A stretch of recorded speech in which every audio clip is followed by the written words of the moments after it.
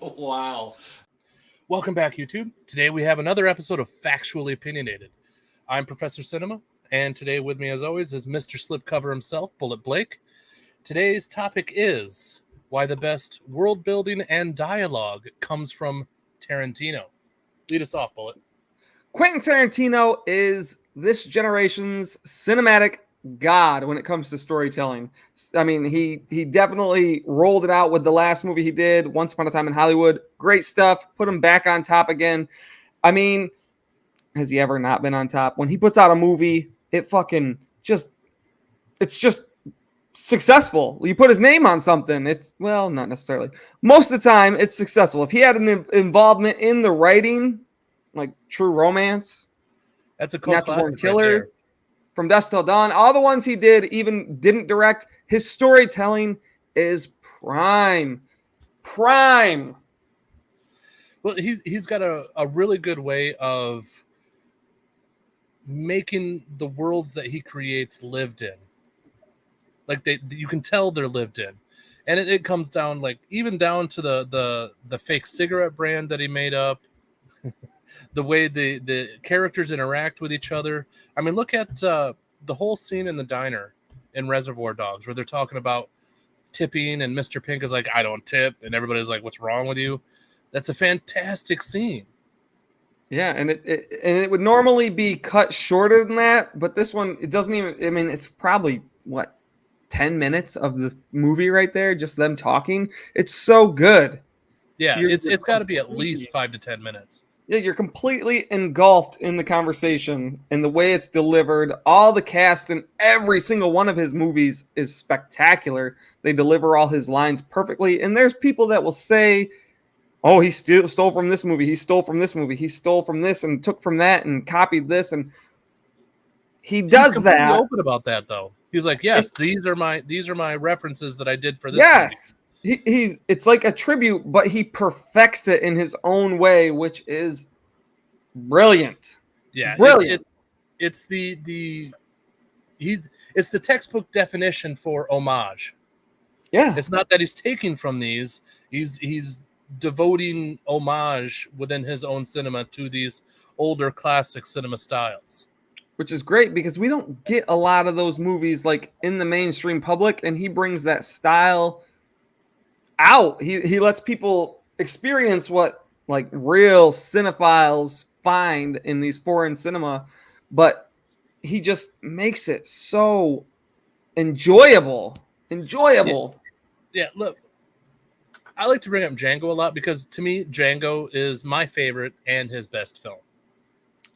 I mean, I would say it's his best film. It's not my personal favorite, but it has to be his best film. I know that there's people that'll die on the hill where Pulp Fiction is his greatest that he ever had or ever will have.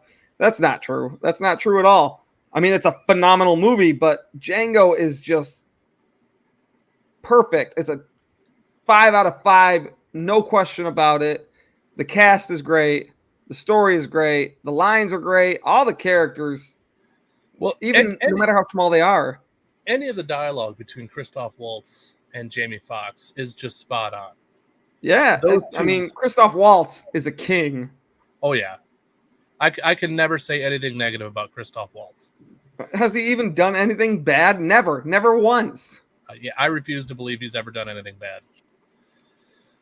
But, like, the dialogue of when Christoph Waltz has Django in the store, and he's like, choose your costume. And Django's like, you mean I can pick out any of this, and you'll buy it, and I can wear it? He's like, yep. Let's go for it. He picks the most idiotic, imbecilic fucking outfit ever, but it works. Yeah. And then even the movies that are just sort of like offshoots, the ones that weren't necessarily part of his big universe. Jackie Brown. I mean, Jackie Brown is all right, I guess. It's got a rabid fan base.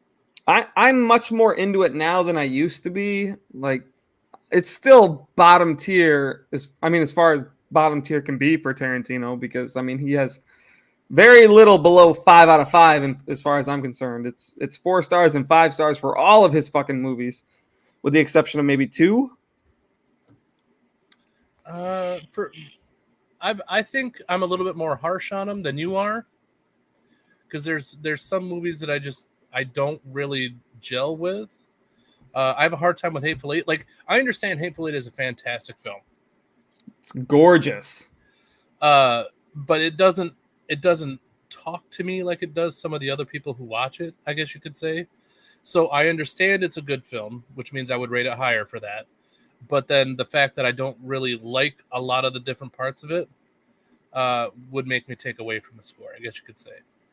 Although it does have one of my favorite behind the scenes stories from his films, and that's when Kurt Russell destroys that priceless guitar. I mean, he didn't know. He didn't know. He didn't know.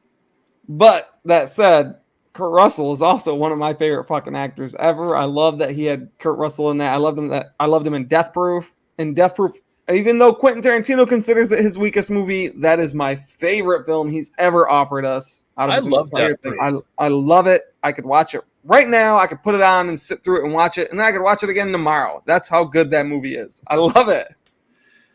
I Will Die in the Hill also that Kurt Russell's probably done the best on-screen depiction of Elvis. Easily. Sorry, Austin Butler or whatever your name is. I think it's Austin Butler. I'm pretty sure, yeah. But, I mean, like, he was fantastic, too. Like, I'm not going to lie, but the movie was better. John Carpenter's Elvis movie is much better biopic than the new one was. Because the new one just focused too much on a character nobody gives a shit about. Yeah. And a character that Tom Hanks doesn't portray very well. Yeah, I mean, it's a little rough. But back to Tarantino. Kurt Russell's God. Yes. So, I mean, that's one of my favorite behind-the-scenes stories with Tarantino films. Of course, I also like the Leonardo DiCaprio story with Django. Well, there's 2 of them with Leo. There's the one where he cuts his hand on the glass, and they decide to keep that in there, and even change different parts of it to where he rubs the blood on Kerry Washington's face, which is a fantastic scene. Yeah, it's a fantastic scene. But there's also the with the behind the scenes stuff where Leo was beginning to get nervous about all the racism that his character was spouting in the film. And, you know, he's like, I don't know if I can do this, man. And Samuel Jackson was just like, this is just fucking Wednesday for us. Just say your fucking lines and we can go home. I mean, that's Samuel L. Jackson, though. And I really like how every movie he does, he uses the same actors, because you can tell he just has that vibe with them. So he can almost tailor each character when he writes them to the person he wants to play them. I love that. And it's he does tailor the roles to those particular actors. But I think the main thing is those actors and him have such a chemistry with each other and so much history with each other that he doesn't really have to direct them. Yeah. They know what he wants. So, I mean, take any of Ezekiel's lines in Pulp Fiction. Oh, I mean, his character is fantastic when he brings up the whole Bible verse from, and I'm sorry, just that whole spiel right before he shoots that guy. Say what again? I am the Lord. Oh, that whole thing, and the fact that even the Marvel Universe has a throw at that for the gravestone for Nick Fury. Now, do you think that Pulp Fiction would have been better or worse with Michael Madsen as Travolta's character? That's a tough call because I really like Travolta in that role, and I'm not as much of a fan as Madsen as you are. Well, he's the greatest actor that ever was or ever will be. I'm gonna go with no. If you want to do a hot take, that's a hot take. If you want to die on that hill, I'll let you do it. I mean, he's my personal favorite. I don't know if he's the best. I'll admit he's not the best, but I love everything he does. If he's in a movie, he's an automatic watch for me, even without the Tarantino association. Well, I mean, I think you really got into him because of Reservoir Dogs and Above the Law. I think those two Beyond movies. the Law. Beyond the Law. Sorry, Above the Law is fucking Seagal. Yeah. So many. Well, that's a totally different topic that doesn't belong in a conversation with Tarantino. But yeah, those two movies I think is what really solidified your love for Madsen. Yeah, I mean, Beyond the Law is my favorite movie to this day. Literally my favorite movie of all time. His character, because Madsen was in Hellride, right? Yeah. That character may as well have been just like a sequel for his character in. It's so good. Well, yeah, sort of. But yeah, it's great. I mean, it's not the same any character. Movie with him on a bike is great. I mean, we just like the whole biker aesthetic. So it's like when that movie came out, I was really stoked for that. And Tarantino was attached to it, but he wasn't actually involved with it. Yeah, well, he was producer or something like that. I don't remember. It's been a while since that one came out. It was one of those where they like threw his name on there as a favor to Larry Bishop, so they could, But it's a great movie. I really enjoy it. Low budget, but fucking awesome. But you also go into Inglourious Bastards and the way he builds the world, his cinematic World War II, and Brad Pitt's character, and then you got the Bear Jew, and again, Christoph Waltz. Pretty much the best dialogue he's ever written was when he talks to the guy who's housing the Jews under his floorboards. That is so intense, and like just the eye movements and the sweat dripping, and you can tell the intensity. You can feel the intensity. This brings up a point that I made with Pearl also. The mistake in Pearl where she was sitting at the table talking to her sister-in-law and the camera focused only on Pearl, I thought that was a huge mistake. And this scene shows that if you build a scene correctly, and you focus on each character that's within the scene, sharing screen time, and you go back on Christoph Waltz and then back to the Frenchman, and it goes back and forth, and you see the terror and the nervousness come into the guy who's housing the Jews. It builds the scene more because there's more give and take between the actors, and you can see it. And like it or not, movie making is a visual art. So if you can't see it, it doesn't really matter. Yeah. Pearl. I mean, we did a whole video on that, so they can go back and watch that. We won't get too deep into that again, but the way Tarantino presents his dialogue, any dialogue, even small bits, it's just he does it in such a way that you can't help but be glued to the screen. You don't want to listen to it. You want to see it happening, which is an accomplishment. Yeah. You don't want to miss things happening off stage, which is one of the key reasons why we can say with extreme confidence that no other writer-director really builds their world with dialogue the way that Tarantino does. Like, there are other directors that do extreme world building. Like, look at Spielberg does extreme world building well. The way he built Jaws was fantastic, and the way he did Indiana Jones, he knows how to create worlds. But the snappy dialogue and the quick back and forth between characters, nobody else writes that like Tarantino, and nobody else can. I would agree 1,000%. I would agree tenfold. I mean, he does it in such a way that you just know that's a Tarantino. That's Tarantino's movie. That's a Tarantino story. Not a lot of directors have that. Yeah, it's a definitive style. Like, I bring up other directors too. Like, everybody knows the style of Michael Bay. Ooh, things explode. That's Michael Bay. Boom, boom, yeah.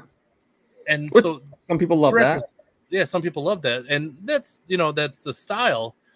But the way Tarantino goes into that with the dialogue and the way he writes the characters working with each other and going and playing off each other, and then he always manages to cast actors that really develop a chemistry on screen.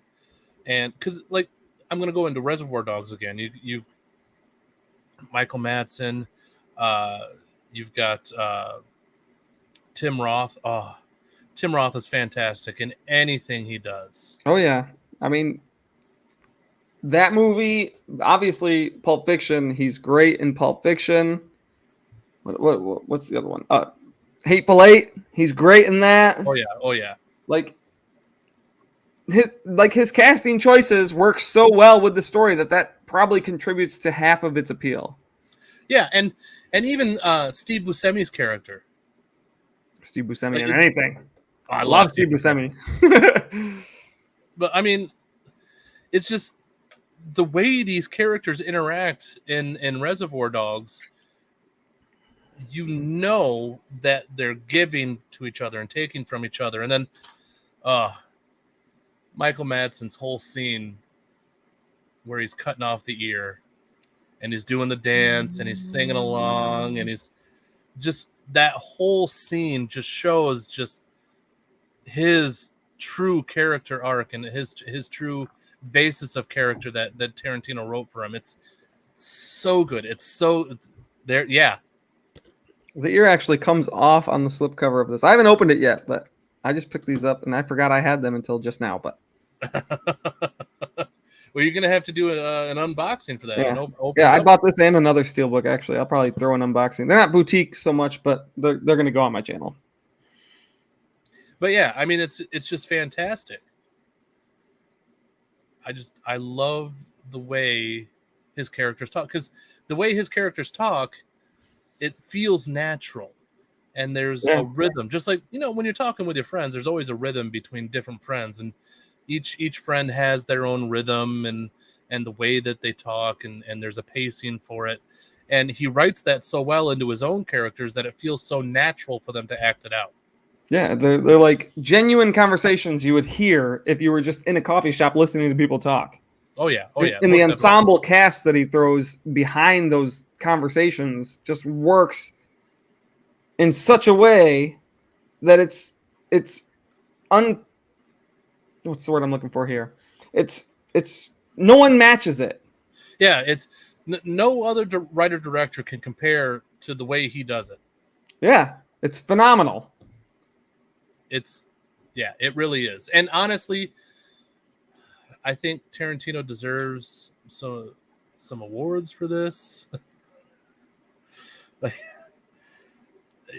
I don't think, like, his fan base is rabid. Well, yeah, we're part of that fan base. Yes. And but I don't think he gets the technical recognition he deserves from a lot of critics and such. Yeah, because they all say that he's just copy and pasting other people's work. I mean, it's not so much copy and paste. We talked about that. It's homage. It is. Yeah. Anytime he's interviewed, he openly admits to it. Yeah. Like when he was doing interviews no for Django, shame. No shame. When he was doing interviews for Django, it's like, yeah, I took this from this spaghetti western. I took this from this spaghetti western. And I love this from that spaghetti western. And I just threw it all in one movie. As spaghetti westerns are my all-time favorite genre, he does it ridiculously well. Like, it doesn't feel like a ripoff, but it's from this movie, or it's from that movie, and it's called Django as an homage in and of itself to the movie Django, my second favorite film of all time. So it's good shit. Good shit. But everybody should watch some Tarantino films. Pay attention to the dialogue. Pay attention to the way he builds the worlds. You won't be able to help it. You'll be stuck. Yeah, it's like you can watch the movies for the story and the plots, because those are usually good. But it's the dialogue that'll suck you in. It's the way he builds the world around those characters with the dialogue that should suck you in. And on that note, I think that pretty much covers everything that we have to say about that, right? I mean, pretty much go watch Tarantino movie. Yeah. Go watch Django. Go watch Once Upon a Time in Hollywood. Go watch Reservoir Dogs. And Kill Bill. Kill Bill. Yeah, watch Kill Bill. Some great, great lines in Kill Bill. I mean, I believe that has your favorite Madsen monologue, doesn't it? It's so great when he's going on and on about how she deserves her revenge and they deserve to die. I love it. Love it. That's the movie where I really, really fell in love with Tarantino. And I think there's a fan edit for the whole bloody affair, isn't there? Oh yeah. I got to try and get my hands on that. I think they should release it. I remember working at FYE back in 2012 and maybe 2011-ish. We were taking pre-orders for it, and they even had the box art and everything showing on the fucking pre-orders. And then all of a sudden it just disappeared, and we had to refund everybody's money. You think it was a rights issue? I don't know. I think it was maybe Tarantino just being too specific issue. I don't know. Who knows? But anyway, watch more Tarantino films. Do it. As always, Bullet has some good stuff on his channel. Pay attention to what he's got over there. An unboxing of this is coming soon. Oh, yeah, most definitely. Like this video if you did enjoy it.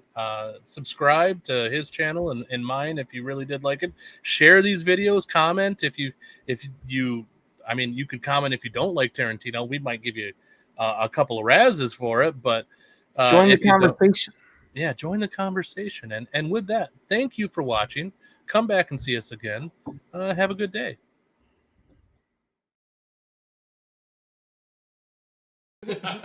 Wow.